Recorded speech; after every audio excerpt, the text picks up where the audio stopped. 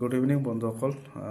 আজি মই আপোনালোকৰ এটা ইনফৰমেশ্যন দিবলৈ লৈছোঁ, যি নেকি আপোনালোকৰ কাৰণে বহুত ইম্পৰ্টেণ্ট হয় আৰু মোৰো মানে ইম্পৰ্টেণ্ট হয়।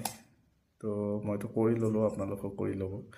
তো বন্ধুসকল, মই ক'ব লৈছোঁ যে আপোনালোকে যেতিয়া বাছ বা ট্ৰেইনত যাত্ৰা কৰে, তো আমি বিভিন্ন ঠাইত তেনেকুৱা বাছ ট্ৰেইন ষ্টেচনত তেনেকুৱা পাব্লিক ছাৰ্ভিচ এনেকৈ চাৰ্জিং পইণ্ট আমি দেখা পাওঁ। তো তাতে আপোনালোকে চাৰ্জ কৰোঁতে বহুত সাৱধান হওক, কাৰণ আজিকালি চাইবাৰ ক্ৰাইম বহুত বাঢ়ি গৈছে। তো আপোনাৰ মোবাইলৰ যিখিনি আপোনাৰ ইম্পৰ্টেণ্ট ডাটা সেইখিনি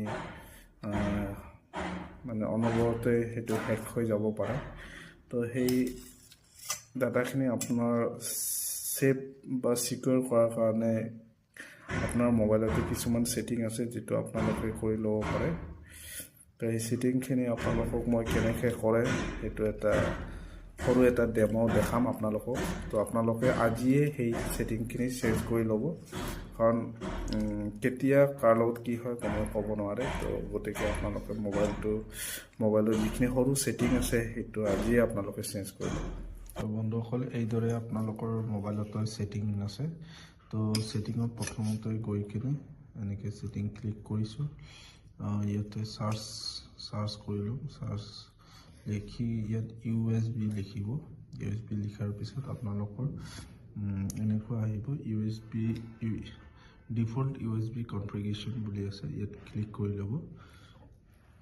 ক্লিক কৰাৰ পিছত আপোনালোকে লাহেকৈ এনেকৈ তললৈ নামি আহি ডিফল্ট USB কনফিগাৰেশ্যন বুলি আছে, তাতে ইয়াত এটা ক্লিক কৰি দিব। ক্লিক কৰাৰ পিছত এনেকুৱা কেইটামান অপশ্যন আহিব, file transfer, USB, MIDI, PTP, ন' ডাটা ট্ৰান্সফাৰ। তো ন' ডাটা ট্ৰান্সফাৰ আমাৰ অপশ্যনটো থাকিব লাগে যেতিয়া আমি USB কেবল ইউজ কৰোঁ। কিছুমানৰ ফাইল ট্ৰান্সফাৰ এনেকুৱা থাকিলে তেতিয়া আপোনাৰ ডাটাটো ট্ৰান্সফাৰ হোৱাৰ ভয় থাকে। তো আপোনাৰ যিটো মোবাইলৰ ছেটিং আছে সেইটো ন' ডাটা ট্ৰান্সফাৰ বুলি এইটো ছেটিংটো কৰি ল'ব। Thank U.